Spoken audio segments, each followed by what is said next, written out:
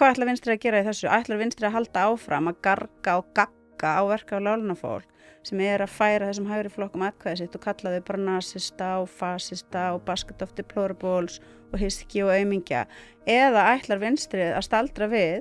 og endurmeta stöðuna og reyna að skilja hvers vegna fólki svona uppsigað við þessi fyrirbæri og reyna að skilja hvaða stöðu verka og láglaunafólk í á Vesturlöndum.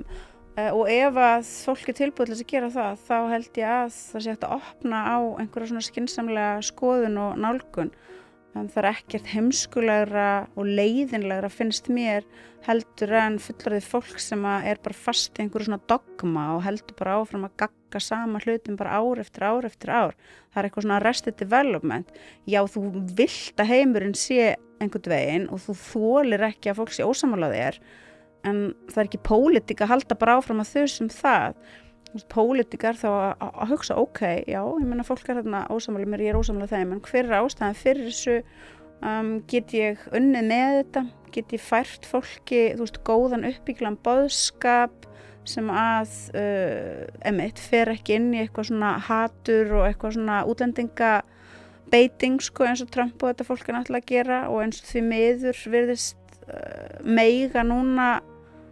gera hér